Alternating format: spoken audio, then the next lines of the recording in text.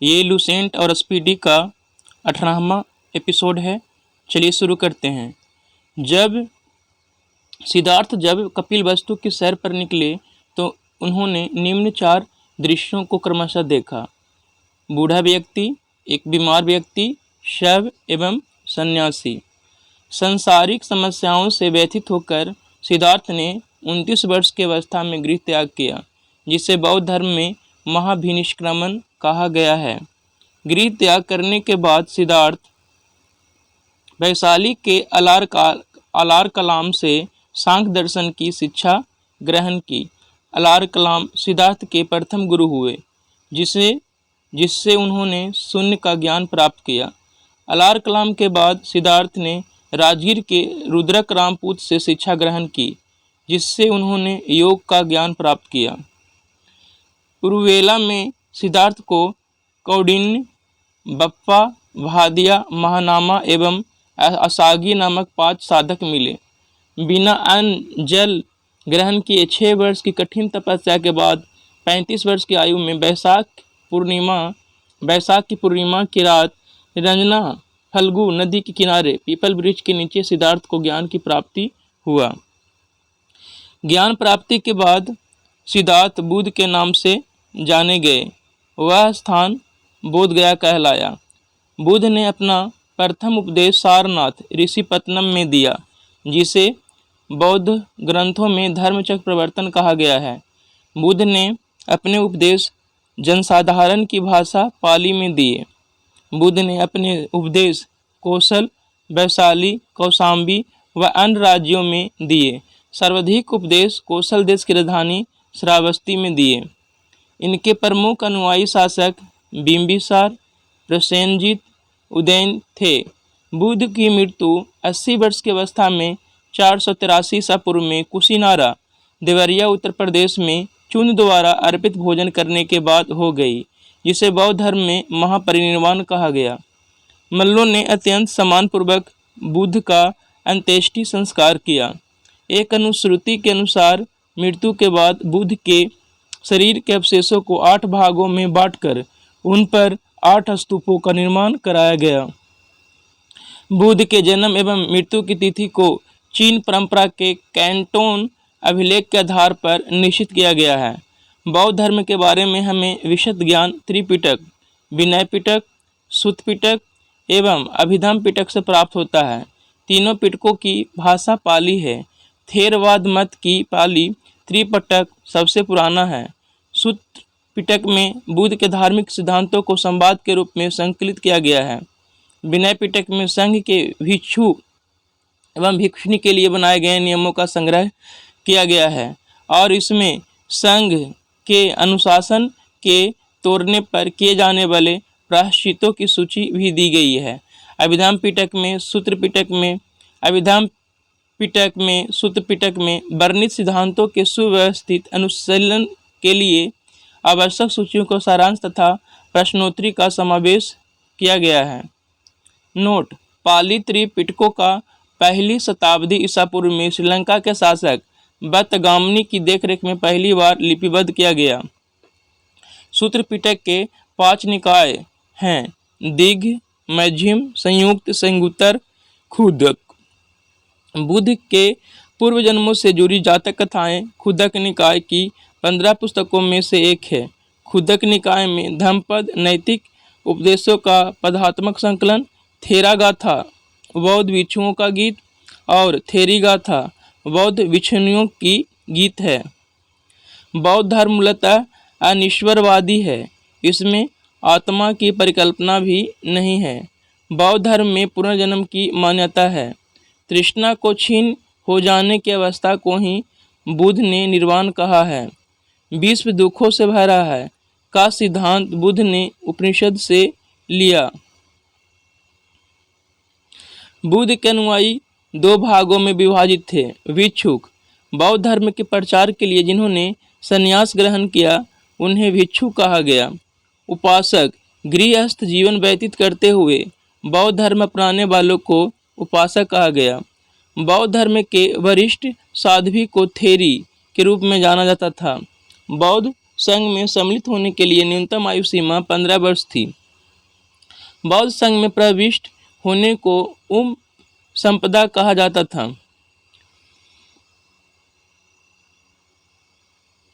बौद्ध धर्म के त्रिरत्न हैं बुद्ध धम्म एवं संघ।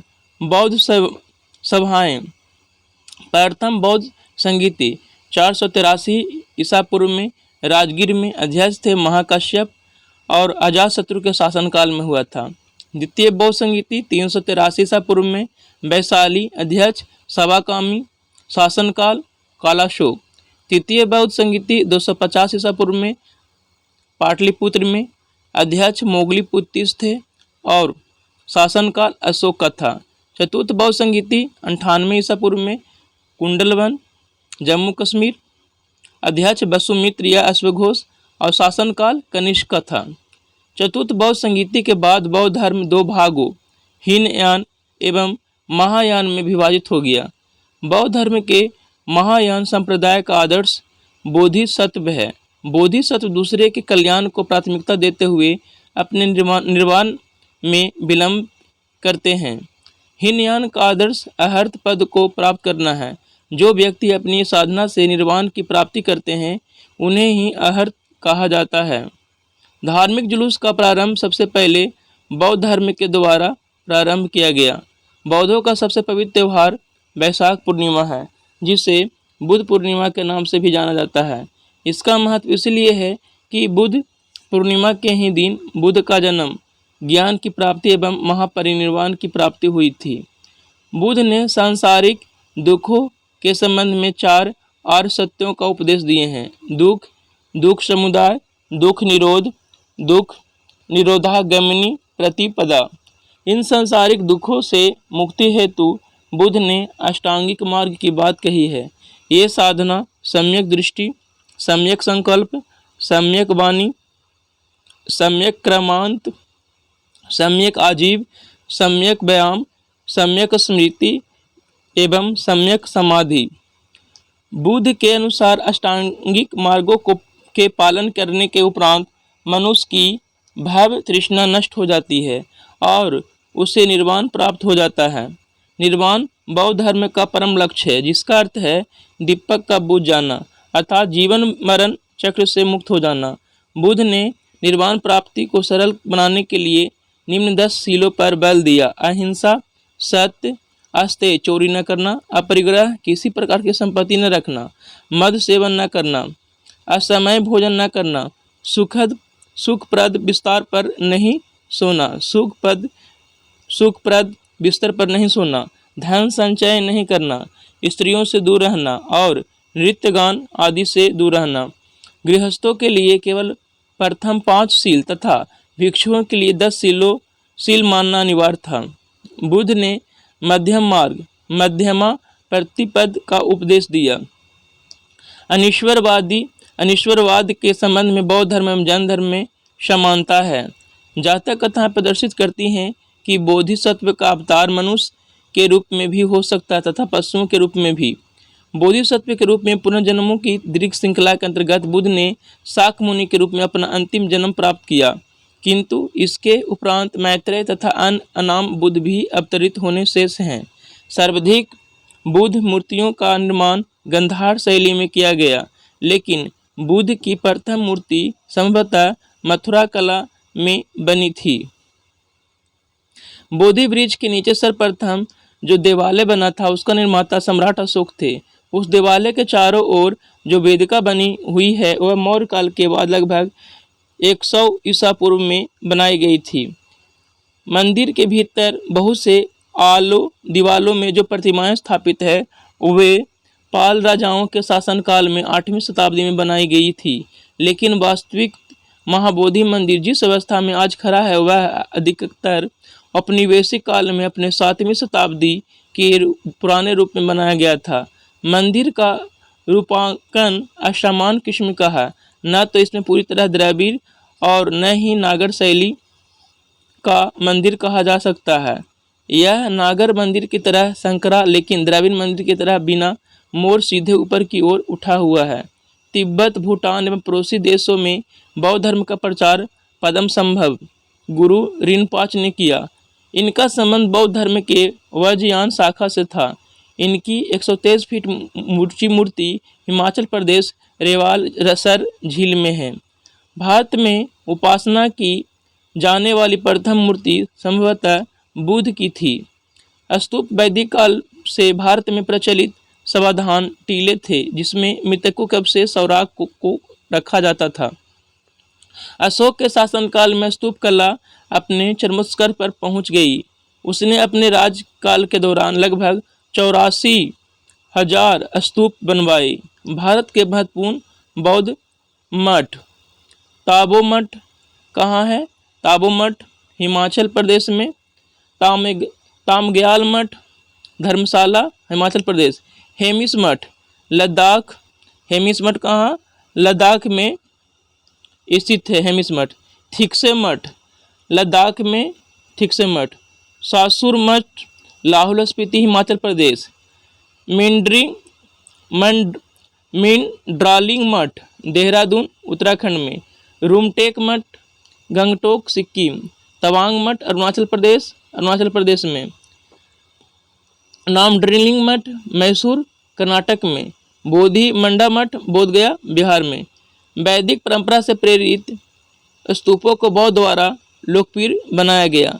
बुद्ध के मृत्यु के बाद बुद्ध के शरीर के अवशेष 8 भागों में विभाजित कर स्तूपों को नीचे रखे गए थे।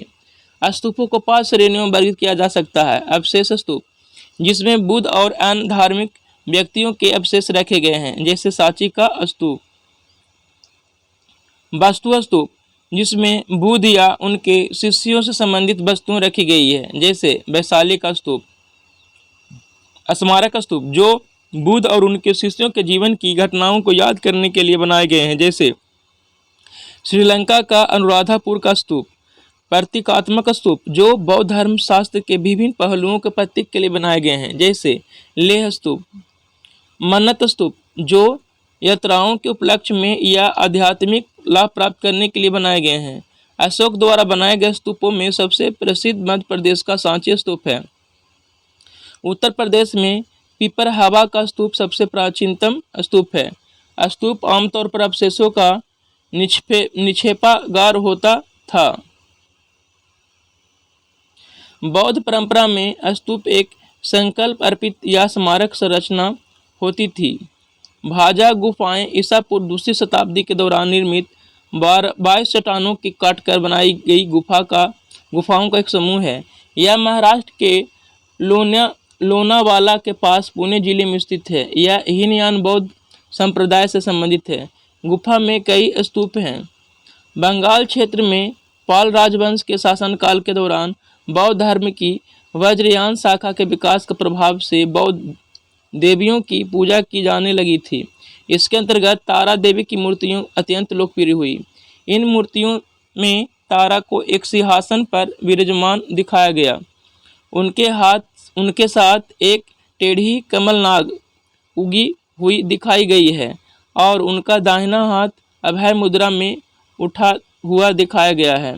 बोधिसत्व पद्मपाणि की पेंटिंग 5वीं शताब्दी के उत्तरार्ध के अजंता के मठ की गुफा 1 में देखी जा सकती है।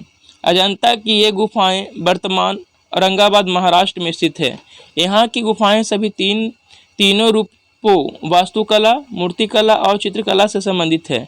यहाँ बड़े चैत्य विहार हैं, जिन्हें मूर्तियों और चित्रों से सजाया गया है। शैव धर्म, भगवान शिव की पूजा करने वालों को शैव एवं शिव से संबंधित धर्म को शैव धर्म कहा गया है। शिवलिंग उपासना का प्रारंभिक पुरातात्विक साक्ष्य हड़प्पा संस्कृति के अवशेषों से मिलता है। ऋग्वेद में शिव के लिए रुद्र नामक देवता का उल्लेख है। अथर्ववेद में शिव को भव, सर्व, पशुपति एवं भूपति कहा गया है। लिंग पूजा का पहला स्पष्ट वर्णन मत्स्य पुराण में मिलता है। महाभारत के अनुशासन पर्व से भी लिंग पूजा का वर्णन मिलता है। रुद्र की पत्नी के रूप में पार्वती का नाम तैत्तिरीय आरण्यक में मिलता है। संप्रदाय और संस्थापक, आजीवक संप्रदाय के संस्थापक मकलीपुत्र गोसाल थे। घोर अक्रियावादी के संस्थापक पूरण कश्यप, अदृच्छावाद का आचार्य अजीत, भौतिकवादी का प्रकुद कात्यायन भौतिक दर्शन, अनिश्चयवादी का संजय बिटली पुत्र। शिव की पत्नी की सौम्य रूप में पद्मा, पार्वती, उमा, गौरी एवं भैरवी है। वामन पुराण में शैव संप्रदाय की संख्या 4 बताई गई है। पाशुपत, कपालिक, कालामुख, लिंगायत। पाशुपत संप्रदाय शैवों का सर्वाधिक प्राचीन संप्रदाय है। इसके संस्थापक लकुलिश थे, जिन्हें भगवान शिव के 18 अवतारों में से एक माना जाता है। पाशुपत संप्रदाय के अनुयायियों को पंचार्थी कहा गया है। इस मत का प्रमुख सैद्धांतिक ग्रंथ पाशुपत सूत्र है। श्रीकर पंडित एक विख्यात पाशुपत आचार्य थे। कपालिक संप्रदाय के इष्ट देव भैरव थे। इस संप्रदाय का प्रमुख केंद्र श्रीशैल नामक स्थान था। कालामुख संप्रदाय के अनुयायियों को शिव पुराण में महाव्रतधर कहा गया है। इस संप्रदाय के लोग नर कपाल में ही भोजन, जल तथा सुरापान करते हैं और साथ ही अपने शरीर पर चिता के भस्म लगाते हैं। लिंगायत संप्रदाय दक्षिण में प्रचलित थी। इन्हें जंगम भी कहा जाता था। इस संप्रदाय के लोग शिवलिंग की उपासना करते थे। शून्य संपादने लिंगायतों का मुख्य धार्मिक ग्रंथ है। बसा पुराण में लिंगायत संप्रदाय के प्रवर्तक अल्लभ प्रभु तथा उनके शिष्य बासव को बताया गया है। इस संप्रदाय को भी वीर शिव संप्रदाय भी कहा जाता है।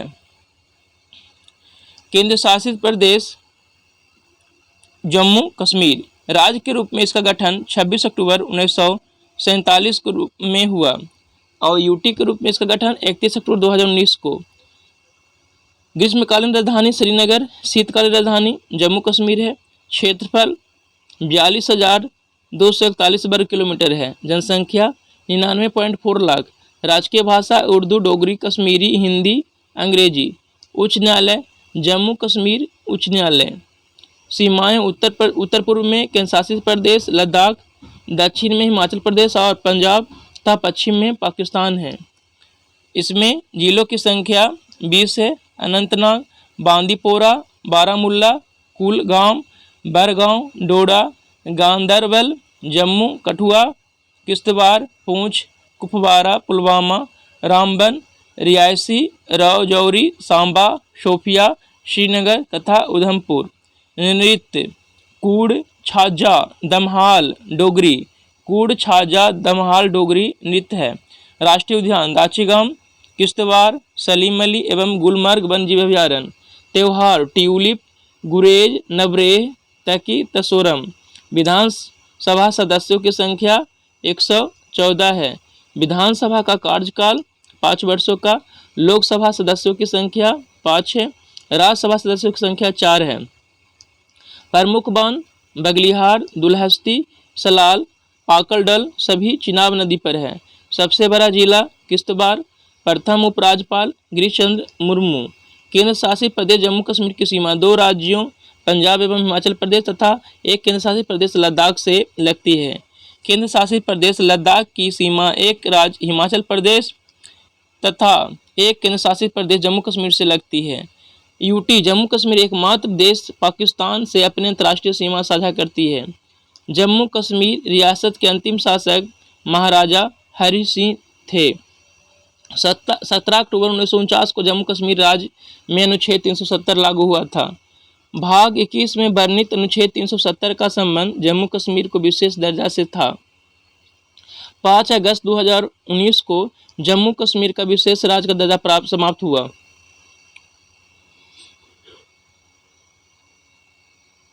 वर्तमान में 10 राज्यों को विशेष दर्जा प्राप्त है। अनुच्छेद 370 का खंड 1 नहीं हटाया गया है। जम्मू कश्मीर में धारा 35 के 1 को 14 मई 1954 को लागू किया गया था। जम्मू कश्मीर राज्य का संविधान 26 जनवरी 1957 को लागू हुआ था। केंद्र शासित प्रदेश का नाम दादर और नागर हवेली और दमन दीव। स्थापना 26 जनवरी 2020 को। राजधानी दमन। क्षेत्रफल 603 वर्ग किलोमीटर। जनसंख्या 5,85,764। जिले 3। लोकसभा सीटें 2। प्रथम उच्च न्यायालय बॉम्बे उच्च न्यायालय। प्रथम प्रशासक प्रफुल्ल खोड़ा पटेल। प्रमुख भाषाएं कोंकणी, गुजराती, हिंदी। दीव मुंबई के समीप अरब सागर में एक द्वीप है, जबकि दमन गुजरात राज्य के वलसाड जिले के नज़दीक स्थित है। नगर हवेली गुजरात एवं महाराष्ट्र के बीच में स्थित है। दादर चारों तरफ से गुजरात से घिरा है तथा नगर हवेली से 1 किलोमीटर उत्तर पश्चिम में है। दादर और नगर हवेली एवं दमन और दीव के बीच की दूरी 35 किलोमीटर है। दमन एवं दीव के बीच खंबात की खाड़ी एवं अरब सागर स्थित है। 1779 से 1954 तक दादर और नगर हवेली पुर्तगालियों के अधीन रहा था। 1954 में मुक्त होने के बाद 11 अगस्त 1961 को भारत का केंद्र शासित प्रदेश बना। 1961 में पुर्तगालियों से मुक्त होने के बाद 1987 तक दमन एवं दीव गोवा का हिस्सा था। 30 मई 1987 को 25वें राज्य के रूप में गोवा को पूर्ण राज्य का दर्जा दिया गया तथा 97वां संविधान संशोधन द्वारा गोवा से अलग होकर दमन एवं दीव केंद्र शासित प्रदेश बना। दादर और नगर हवेली एवं दमन और दीव का विलय।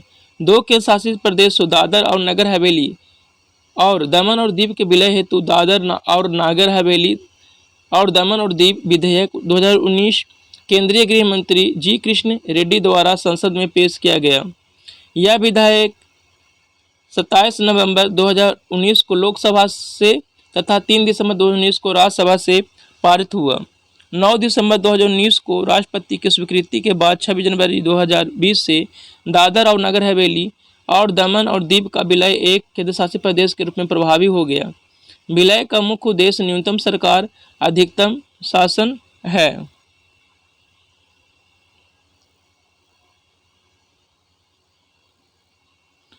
जम्मू कश्मीर एवं लद्दाख। 31 अक्टूबर 2019 को जम्मू कश्मीर राज्य जम्मू कश्मीर पुनर्गठन अधिनियम 2019 के तहत 2 नए केंद्र शासित प्रदेश जम्मू कश्मीर और लद्दाख के रूप में अस्तित्व में आया। वर्तमान में केंद्र शासित प्रदेश जम्मू कश्मीर की ग्रीष्मकालीन राजधानी श्रीनगर तथा शीतकालीन राजधानी जम्मू है। केंद्र शासित प्रदेश लद्दाख की राजधानी लेह है। जम्मू कश्मीर को विधानसभा के साथ केंद्र शासित प्रदेश बनाया गया है। जम्मू कश्मीर विधानसभा कार्यकाल 5 वर्ष, पहले 6 वर्ष था। केंद्र शासित प्रदेश जम्मू कश्मीर विधानसभा में कुल 114 सीटें होंगी, जिसमें 24 सीटें पाक अधिकृत कश्मीर के लिए रिक्त रहेंगी और 90 सीटों पर चुनाव होगा। लद्दाख में विधानसभा नहीं होगी, एक उपराज्यपाल होगा जो शासन चलाएगा। केंद्र शासित प्रदेश जम्मू कश्मीर के पहले उपराज्यपाल गिरीश चंद्र मुर्मू तथा लद्दाख के पहले उपराज्यपाल राधा कृष्ण माथुर हैं। केंद्र शासित प्रदेश जम्मू कश्मीर के लिए लोकसभा में 5 सीट तथा राज्यसभा में 4 सीट की निर्धारित की गई है। केंद्र शासित प्रदेश लद्दाख के लिए लोकसभा की 1 सीट निर्धारित की गई है। वर्तमान में केंद्र शासित प्रदेश जम्मू कश्मीर में कुल 20 तथा लद्दाख में 2 जिले हैं। लद्दाख के 2 जिले लेह और कारगिल हैं। केंद्र शासित प्रदेश जम्मू कश्मीर का सबसे बड़ा जिला किश्तवाड़ है। जम्मू कश्मीर में लद्दाख के केंद्र शासित प्रदेश बनने के बाद सरकार ने 2 नवंबर 2019 को नया मानचित्र जारी किया। नए मानचित्र में पाक अधिकृत कश्मीर को लद्दाख में तथा पीओके के 2 जिले मीरपुर तथा मुजफ्फराबाद को जम्मू कश्मीर में शामिल किया। केंद्र शासित प्रदेश जम्मू कश्मीर की जो सीमा 2 राज्यों पंजाब हिमाचल प्रदेश तथा एक केंद्र शासित प्रदेश लद्दाख से लगती है। केंद्र शासित प्रदेश लद्दाख की सीमा एक राज्य हिमाचल प्रदेश तथा एक केंद्र शासित प्रदेश जम्मू कश्मीर से लगती है। केंद्र शासित प्रदेश जम्मू कश्मीर एकमात्र देश पाकिस्तान से अपनी अंतर्राष्ट्रीय सीमा साझा करती है। केंद्र शासित प्रदेश लद्दाख 3 देशों पाकिस्तान, अफगानिस्तान तथा चीन के साथ अपनी अंतर्राष्ट्रीय सीमा साझा करती है।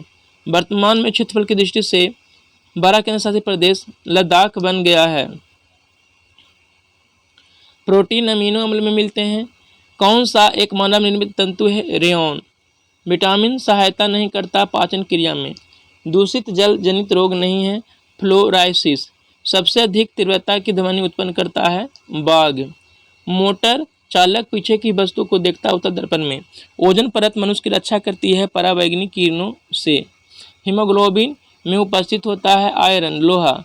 मानव शरीर में भोजन के पाचन के संदर्भ में लाइपेज का स्राव आमाशय से होता है। सबसे अधिक लोहा पालक में पाया जाता है। मिल्क ऑफ मैग्नीशिया MHOH का हॉल 2। किस कौन सा विटामिन आकृति में संचित किया जाता है? Vitamin A. हाइड्रोफाइट कहते हैं बिना मिट्टी के उगने वाले पौधा को। कैल्शियम कार्बाइड पर पानी गिरने से कौन सी गैस उत्पन्न होती है? एसिटिलीन। सेल्सियस वस्तुओं के एल्टीट्यूड मापने वाला यंत्र क्या कहलाता है? अल्टीमीटर।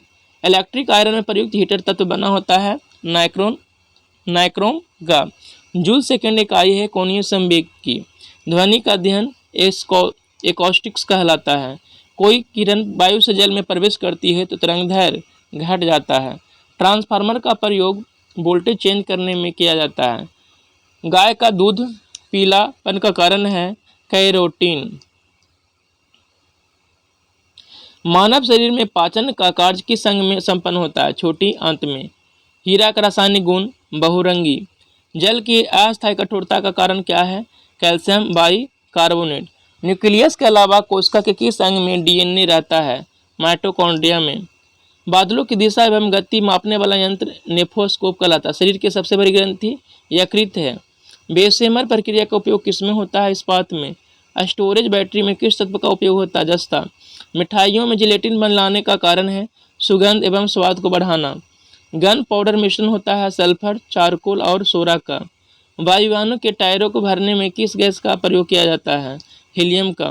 मानव शरीर के भीतर खून किसकी अनुपस्थिति के कारण नहीं जमता? फाइब्रिनोजेन। दर्पण बनाने में किसके उपयोग में लाया जाता है? Silver nitrate. कौन सी गैस सिगरेट लाइटर से निकलती है? ब्यूटेन।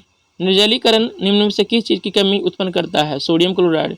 सीएनजी का अभिप्राय है कॉम्प्रेस्ड नेचुरल गैस। वायुयान की गति मापने का उपकरण है टोकोमीटर।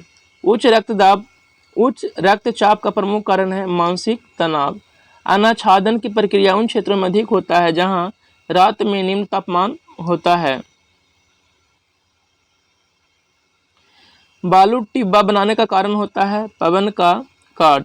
कौन सा रक्त समूह सर्वाधिक रक्तदाता है? तो ओ। आर्द्रता संबंधित है वायु में परिस्थित तापमान एवं नमी से।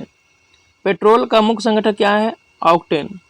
मोबाइल फोन का आविष्कारक है डॉक्टर मार्टिन कपूर।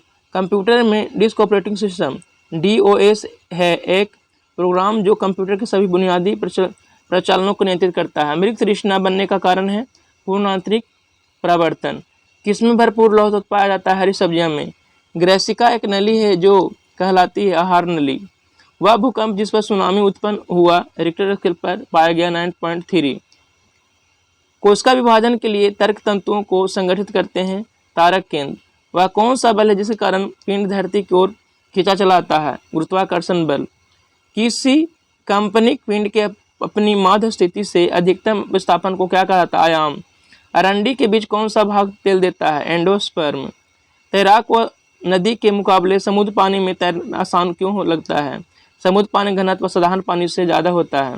वर्णांत रोग की खोज जॉन डाल्टन के द्वारा की गई थी। किस गुणधर्म के कारण पानी से भरे बर्तन में डुबोई गई छड़ मुरी प्रतीत होती है? अपवर्तन। सौर पृष्ठ पर लगभग कितना तापमान होता है? 6000 डिग्री सेल्सियस। इस तरह से ये सेट समाप्त होता है। धन्यवाद।